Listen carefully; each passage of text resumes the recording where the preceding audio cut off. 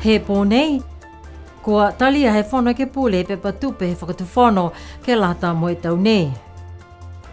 Ko e tau fufuanga matangi malolo ke awhia e motu he waha toa wha.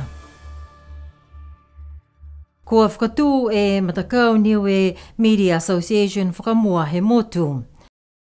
Whakalawhalai atu kua okolo sana sone holo si hane he tau tūlu do wala tala tutupu ke lata ia mo ia whiawhinei.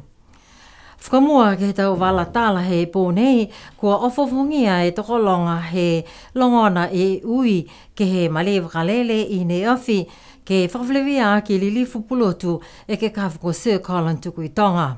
Ko he hoko mai whakamua nei hana ki he motu tali mai he moe ia e whakamailonga lilifu ko e naita Companionship of the New Zealand Order of Merit ke mahina uni ua awhi me wofu maua he whamanatuanga he ahawhanau he patuiki whiwhine Elisabeta. Kua whakawhleweia ai he tau tangata a Sir Colin tuku i tonga ke he tau lolongo mai longa e tau kahoa kua fuaki ke ia. Kua hoko hake ke he hana a tumua ki ulu. Si hanei e tau walatala ia.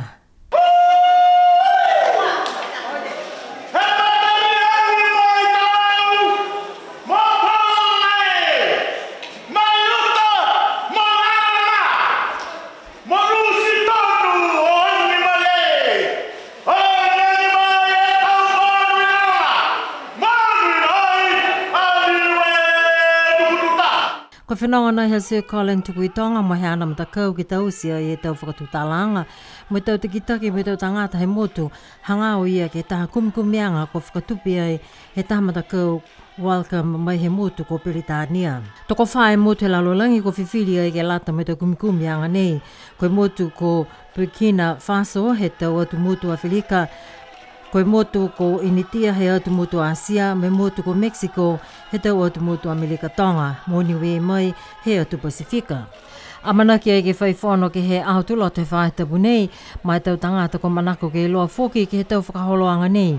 Tō whai whakatutalanga mo ia ke he pungpung whalaile ke he leo taongo mo he whakaholoanga News of the Week. Koe ke kawho ko Sir Colin tuku i tonga koe tangata Niue, ke tūlua ki ko mou ai whakamailonga lilifu nei.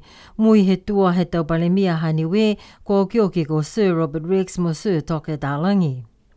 Ko talia hai he whono e ke pule e whasiwhasianga tupe he whakatuwhono ke eke mo mata whakatuwhono tuhi ke he totouanga ke he ua me tūlua ki he aulutu he whakata puka mole.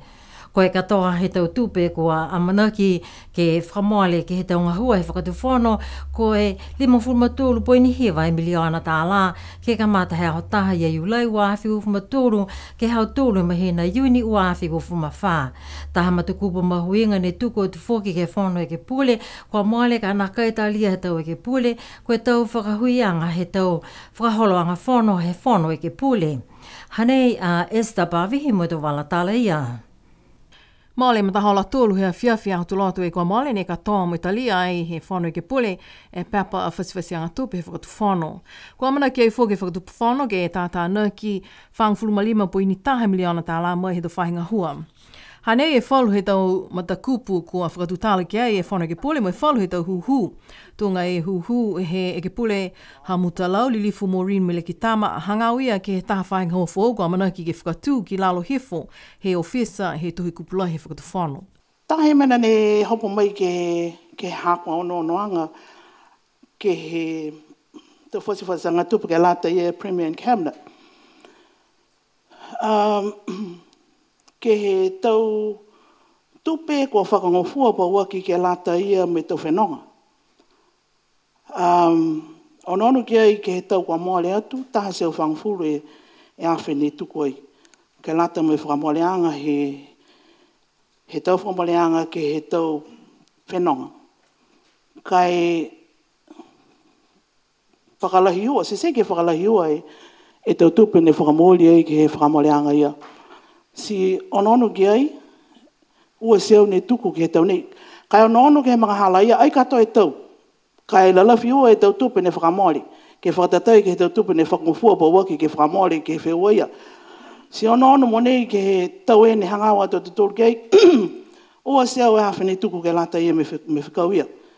Kai mo lea e ua seo hawhi ke he tau kua mole, he whiha e mahina ia. Si ka heke ke ono ke tupe ne whangofua e mone ke ua sia wafi nei, ke hongofuru maua e awhi ne ono e hongofuru maua e te mahina ne ono e te tolu ki ai, tō moalea e whasia wafi, ka heke ko whakamoali. Kua talia he palemia mo e whakamaama e kakano o si whakatū ai e Donors Coordination Unit mo e kehe mai he Officer Project Management Coordination Unit. Koe hea kua mamanga ma punu whono tunga nei a pese ni ko tuhia mai he koe external kakai tau nonoanga ke whalulahi. It's a foreign affairs now ke he haku a ki sianga haku e hadau tūrua da matutaki me dau motu lalahi whafo ke mautonu nei. Coordination Unit koe officer ke lata mai matanga hualahi a koe hana nei ke matutaki mo Wellingtoni mo lautolu ne kua whai maweheanga mo lautolu. Koe kotafa ia ke he ha lautolu a whakairoa mai ke lata e me da officer ngahua ke lata e me da ngahua ia tunga ni hakualongona whoki toko ua ni officer ngahua ke maho nei ke do ngahua ni tunga whamahani gai kana kai whai officer lautolu ne ngahua po ke nofo mau ke he tau matutaki anga ia mo i tau motu I whafo ne ko whai maweheanga tau tūru ki ai. Ke tau se tau kumikumi whakalaulahi mo I roa whuki ko ingoa e whala tau lang matai ke he mai ka haa me whala tau lang matai tau tau takitah ne kua lata ia tau tūru ke moa se koe hai e ononanga ia. PCMU ko lau tūru whakatū po ke whakawhahi ke he ke lata mo I tau matanga hura lahi tau projects mai he tau other organisations, UN organisations and others. Koe ngā hua lau tolu ke facilitate and to report in a transparent manner back to the donors. Tā whoke huhu mai he e ke pule motu Lilifu Tauwewe Jacobson hangau ia ke he tau koloi ni sini fōu ne whakatau mai ke lata mai whali hila fōu kai iloa ki ai nāka I ngā hua. Mo I longona I fōki e tali he ikipole Lilifu go Crossley tātui ke he hana a huhu. Ko e nusini ne ta mai, si ai whila waki, si guai te ngā hua. Totongi hai e whekau ia. Ai ke naka hei ki pule ki tala hau, whamare mare. Oe, tuku atu ka hei ki pule e whainga hua? Ia whakaue whakatuna whana, whakaue whaki ke he Lilifu ko Jacobson, ke he huhu. Pihia ele kua ne tupu. Kamata mai ni he company ni tawe ikaviko, mai whakatokaanga mo emfet.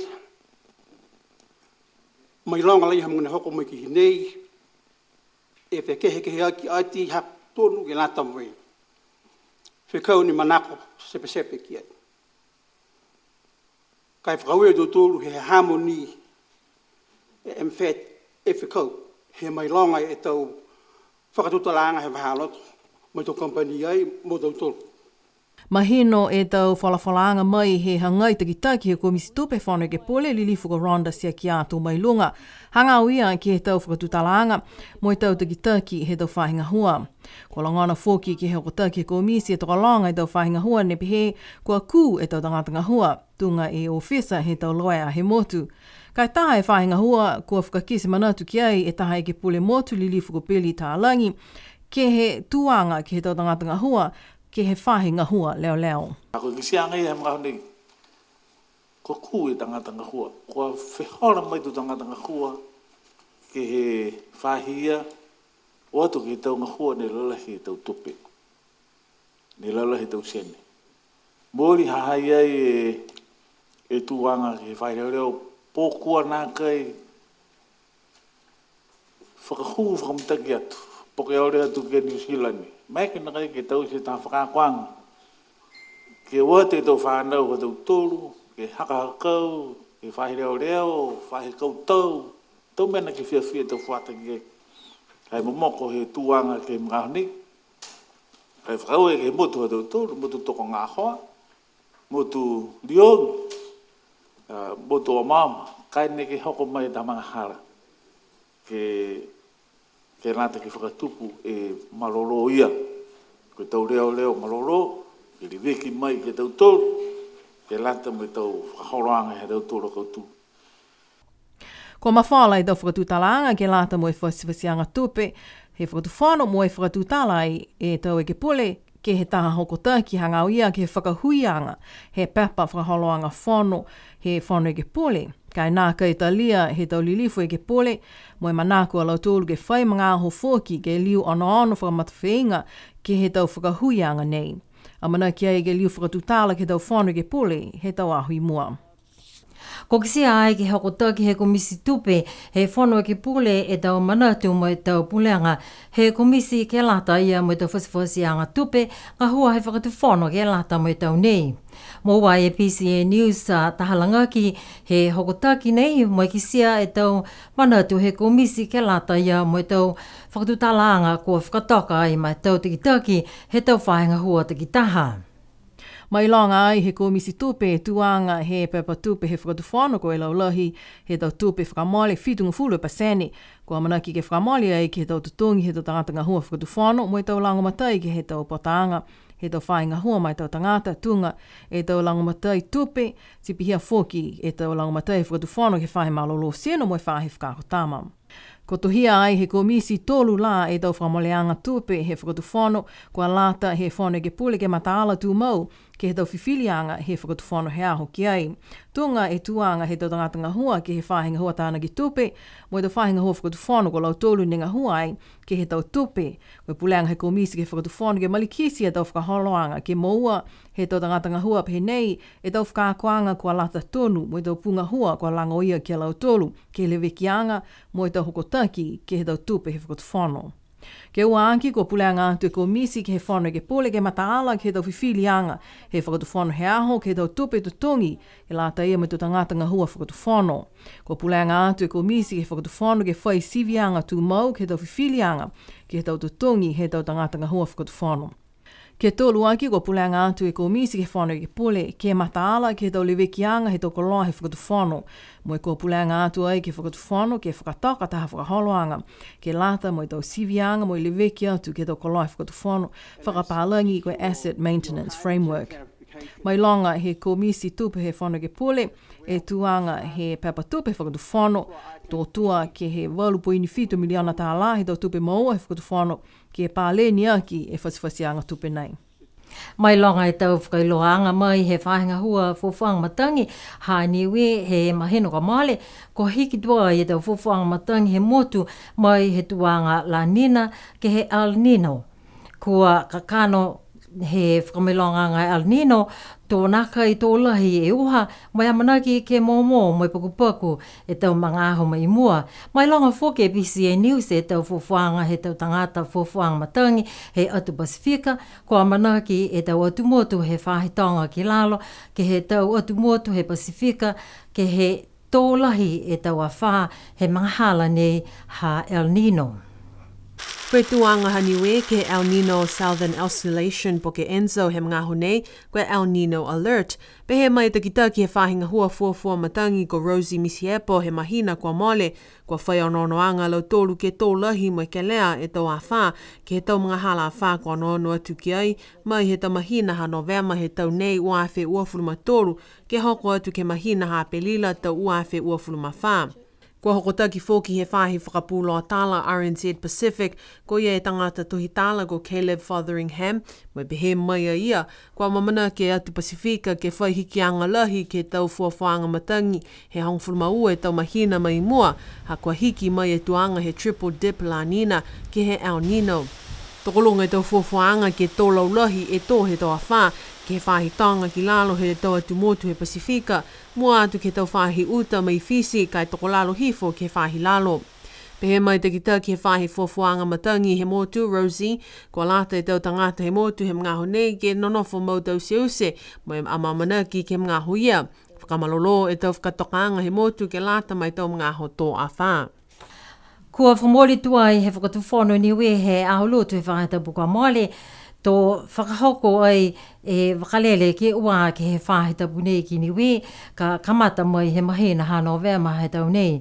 Mai longa PCA News e tau whakailoanga nei, mai he tau whakatutalanga mo e palemia ko lilifu ko Dalton Tangilangi, ke he whakaholoanga leo taongo News of the Week, he mataulu he mahina nei. Hanei e tau walatala ia. Kua mana ke wakalele ke ua nei ke whakahoko mai he mahena ha Novema wā whi me ufu maturu, ke hoko atu ke mahena Januari wā whi me ufu mawha, ka whenonga mai New Zealand he tau aho lotu, mai hoko mai ke he motu he tau aho ua. Tu mawanga e wakalele mai New Zealand he tau aho whaiomu, mai hoko mai ki Niue he tau aho whalaili. Ko kisia ke mga aho nei ko marikisi whakahanga tau tangata whenonga mai he motu. Tōla he mitaki e mana nei ke langamatai mo si hake e tau tupe he motu, mua atu ke he whahenga hoa whenonga e wahewa mo trade he private sector. Ke tau mga aho kua moale, tu mawanga ia ni e tau aho wakalele whenonga mai New Zealand he tau aho ua hoko mai ki Niue he aho fua ke he wakalele koe Airbus A321 Niue. Ko ia whiwhilaile ko moale ne whakahoko ai taha whiawhia ke whakamailonga e tāmata mo e whakatuai he matakau whakamua ke lata mo e tau tangata whakapuloa tāla i Niue ne whakahingoa ai koe Niue Media Association he motu.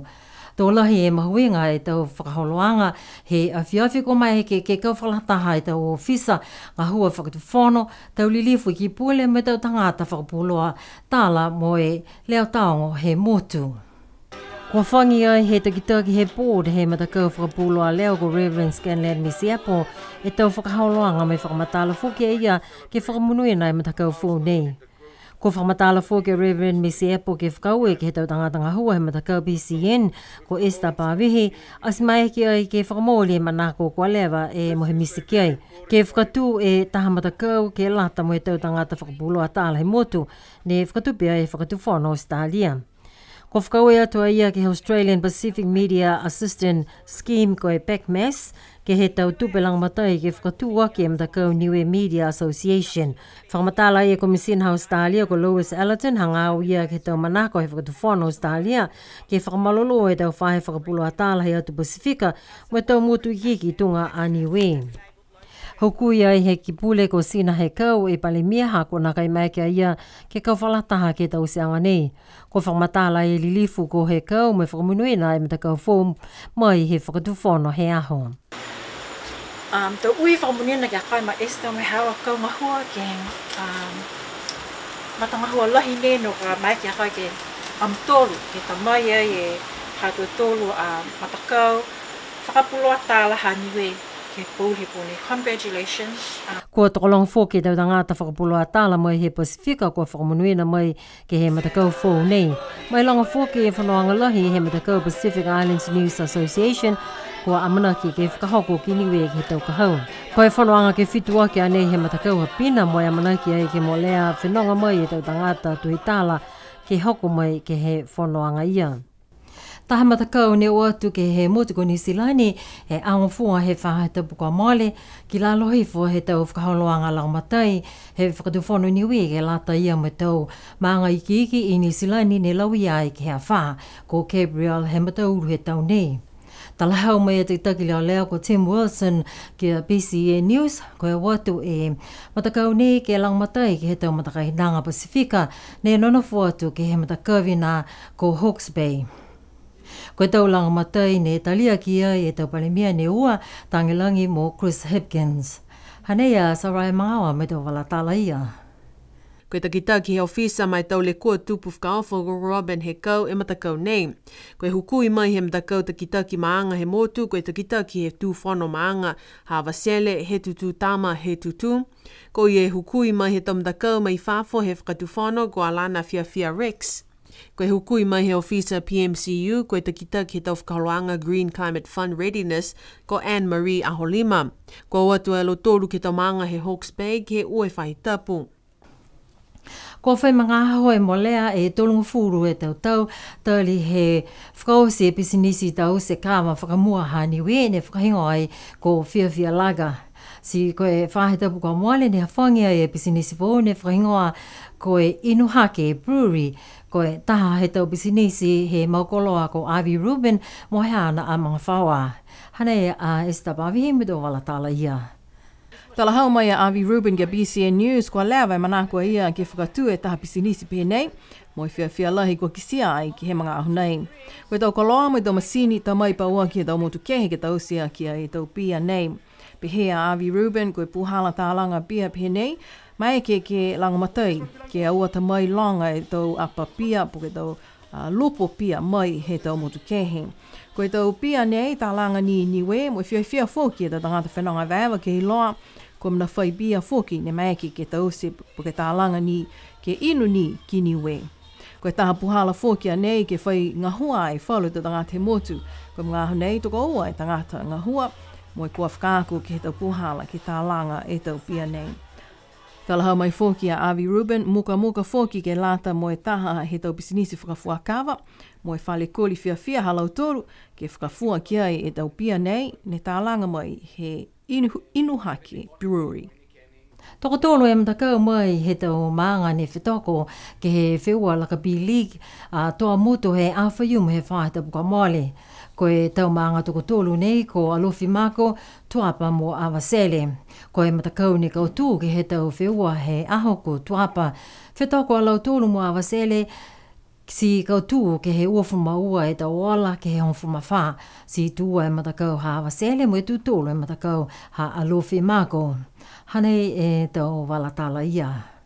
Pehe mai a sek tō lahi mitaki me malolo e tau tangata pele, maha pōpo he tau pele he tau matakau, me tō lahi mitaki he tau pele he tau fuata ke he whiua nei, ka whakatata ia tu ke he tau whiua mai kwa male. Kai mena ia ne uka lahi he talahau mai e sek, nā kai tokolonga mai uka ke e kumira tangata ni kua ata, mo e kua manako ke referee e tau whiua. Kua mana ke mtakau Niue Rugby League ke whakahoko halau tōlu a kiemu ke uaaki ke lata mai tau whata atu tau hongfuma waru ki lalo he ahongfuma lima he mahena nei hei ulei. Kua manako e takitaki ke whamawhana atu ke lau tōlu ne kua manako ke pele po ke whakako ke pele he whiua sipote lakapi league nei ke matutaki atu ke ia ko Zach Smith po ko lau tōlu ke loto he komisi. Koe mena mua halau tōlu ke asiha ke tau whanau me tau whata ke whiua sipote lakapi league. Nā kaila mua tōnu ia e tau aho kai kua amanaki e matakau Niue Rugby League ke whakahoko e tā whiua lakapi league ke whetoko e tau whahi ne ua he motu ko motu mo tawhisi. Mena hatu tūlu tō walatala tutupu ke lata ia moe a whiwhinei, no wha me munuine pōlo, sana sani hola ne ko mawehe atu, munuine pōlo.